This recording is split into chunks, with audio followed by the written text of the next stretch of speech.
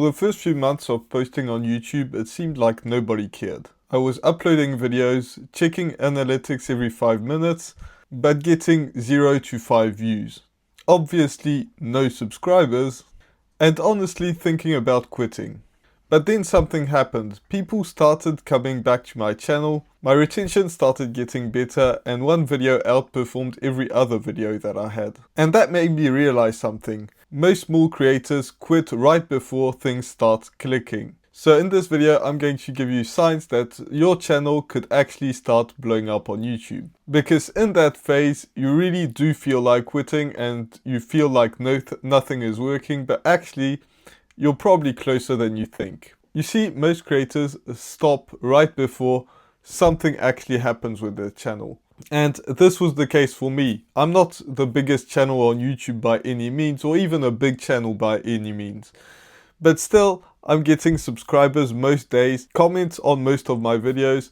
But back a few months ago, or even 1 month ago, it wasn't even the case at all. I was getting no views, no subscribers, no comments, no likes, hardly anything.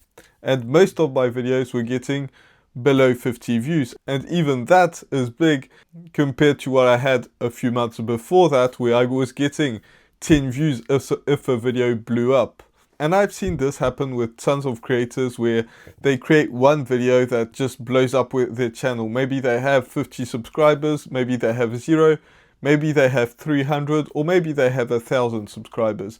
But one video can completely change your channel. And even if you don't get that viral video that blows up, you still have videos that go viral in your niche. For me, I had one video blow up where I had 500 views on a video. And for me, that was a viral video. But even if you don't get that viral video and you still have steps that improve every single time, there's a good chance that your channel will actually blow up just from getting more views, and more subscribers and more subscribers. But at the beginning, you're probably not going to have any of that, and that's okay. The next sign is you're getting out of your comfort zone. So I'll give you a couple of examples. For me, getting on camera, first of all, was getting out of my comfort zone, because when you first start, that is hard. But when it gets easy to step in the front of the camera and start talking to people, there's a few things that make you go out of your comfort zone. One example would be paying people to help me with my YouTube channel. Now, I'm responsible for my channel, but if people can look from the outside in, they can tell me what I should be improving and what I shouldn't. It's uncomfortable because you're paying some money for someone that isn't necessarily going to change your channel, but just point you in the right direction. And maybe your video or your YouTube channel would never pay you a dime, but you're still paying somebody to do that. The next example would be this mic. I purchased a mic without my YouTube channel making me any money whatsoever. So it could be a straight loss, but still I enjoy making YouTube videos. Another example would be right now, because I already have the mic. I already paid some people to help me. So I'm just looking for ways to go about things. And in my last video, I said that I never helped anybody on YouTube because that's just what happened. But really, I didn't give them a chance. So what I'm doing now is I put a link in the description where you could book a call for a 15-minute call just to help you out with your YouTube channel. Again, as I said, I'm not the biggest YouTuber out there and I might get some hate for this. But if you're just starting out, it could lead some help. Now, I don't have a ton of spaces available because I have a life. But if you're interested, you can check that link. Now, the next thing is returning viewers. If you check your analytics and you just check that your video gets more or less views, that could be a sign that something's working or not. But the best sign to actually look at it is if people are coming back to your channel. If you check this, and this is available in your analytics, and if you see that more and more people are coming back to your channel and watching your videos, that is a good sign. That means that people are actually interested in what you're saying. They didn't just come across your video for no reason. They actually came across your video, watched one, and for some reason and then they got to watch another one. So it's came back, and as soon as you put out a video, they're coming back. That means that your videos are interesting to some people, hopefully your target audience. And if that's going up, that's way better than any views or any subscribers. That's a big sign that your channel is about to blow up. The next sign is in the same kind of thing, where you improve retention. If people are watching your videos for a very, very long time, hopefully a big part of the video, that means that you're going to improve. YouTube is going to think this, or not think, but the robot is actually going to perceive your video as a video that's going very well, that's interesting to this kind of audience, and they should push it out to more people. So the longer people watch your videos, the better. And that's why it's also better to make a 20-minute video than a 5-minute video, because chances are with a 5-minute video, people will stay for a lot shorter time than if they were watching a 20-minute video or an hour video. But you need to keep interesting for an hour. That doesn't mean that you should just make a video that's very long. This actually just happened to me. I didn't really intend of making very long videos, but once I started talking freely and not scripting anything and not having very precise bullet points, it just made me improve my videos, the quality, but also the length of my videos just naturally got better. So you don't want to just improve the length of your video just to improve the length and hopefully people will watch it longer, but you need to keep them more and more interesting, and hopefully if you're free about what you want to talk about and what you're going to talk about and very precise, people will watch it for at least longer than what they used to. Also, binge watching is a huge signal. It's very hard to figure out if people are binge watching your videos, but hopefully they are.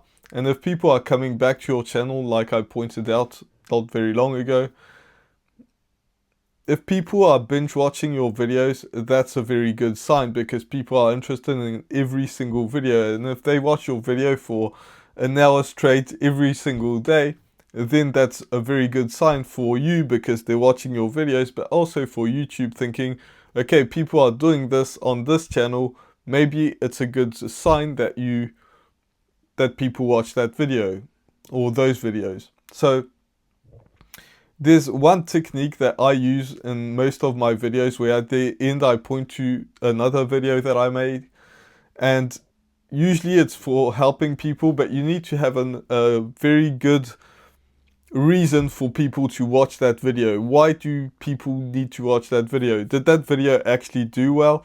If it didn't, maybe point to another one, and if it did, maybe that's a good sign. So you just need to keep that in mind. If you're filming videos and if you come to the end, make sure you point to another video. Now, if this is your first video, don't do that. But if it's your second, you can still point to the second one or the first one. The next point that I want to make is consistency is everything and not everything at the same time. So you hear this all the time. YouTubers saying you should stay consistent, you should post every week, you should post twice a week, 3 times a week, whatever it may be. And this is the most important part of making YouTube videos. And I disagree to some extent. I think that, yes, that is important. If you make videos, you should post at least every single week. And I myself post twice a week, and maybe I'll increase it to 3 times once a month when I make my analytic videos. That is important. But if you just post to post, it's not going to work. You need to watch your own videos. Why did it perform? What can you improve on it? Even if nobody tells you anything about it, you can watch your comments and see. You can watch your video, and even if you don't have any comments or likes, you can watch your videos in your own, whatever you're using to make your videos, like CapCut for me. So I watch my videos back and I think, what can I improve? I used to go on massive tangents, and I tend to keep them smaller and smaller to the point where they don't really happen anymore. Well, they do from time to time, because I can't help myself. But there might be some words that you pick up that you keep saying over and over and over again, or some certain way that you're talking about something that you don't like, or maybe you don't have enough energy, so you need to film another time in your day or warm up. You know, some people just jump up and down before filming a video. That can be a good idea. So it really depends, but you need to watch your videos and be super harsh on yourself. That does not mean that you shouldn't put that video out. If you put it out, you put it out. If you filmed it, I mean, you put it out. But you also need to make sure that the next video is going to be better than the one you just filmed. If you do that consistently and you post consistently, and maybe you'll do the same with your titles, your thumbnails, think about something that you can improve and watch some other people in your space that maybe have some sort of success. What do you like? What do you not like? You know, some people make videos that are highly edited, some people don't. I don't like the highly edited, so I don't make the highly edited, but I still cut out some stuff because otherwise there would be too long of blanks and me watching my notes and or looking at my notes.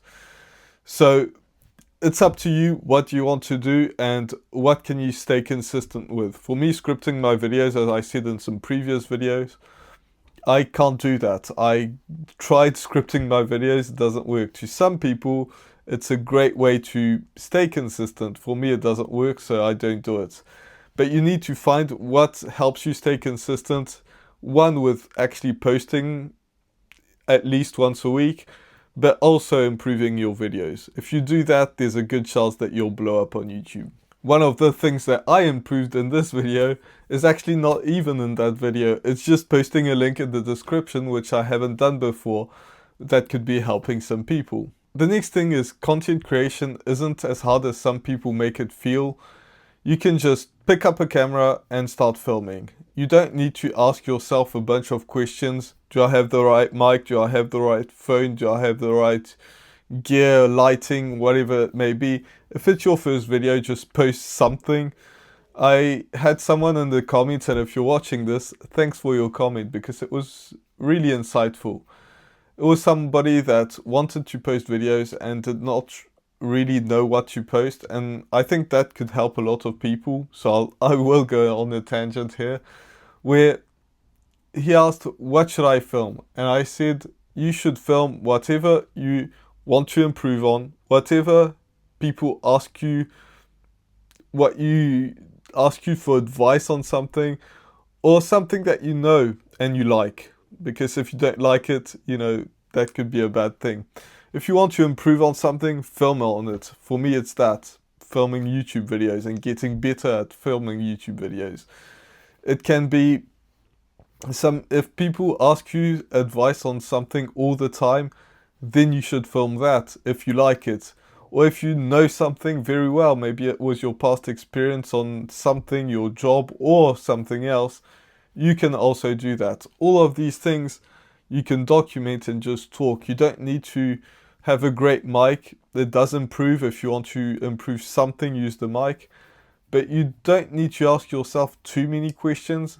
Just try to improve as much as possible and you will get there. And it's very hard to actually film your first video. So if you're the one that left the comment, hopefully you got onto it, and you know, getting over the fear of filming on camera is really hard. But that's the hardest part, just hitting record and posting and realize that nobody's going to hate on you when you post your first video. If it doesn't blow up, you know, it won't probably. If it's your first video, it won't blow up. That's just a case of, you know, it happens. And if you're scared of not having success, you won't have success on your first video. So you need to realize that. And if you do blow up, then great. And people that you know, there's a very small chance that they'll end up on your YouTube video. So don't think about that too much. Now, there are some things that will improve your videos to get there faster and to have those signs faster if you don't have them yet. There's some things that small creators just need to do. And once you do those things, the algorithm will work with you rather than against you. So watch that video to make sure that you do those things. And with that said, I'll see you in the next video. Bye for now.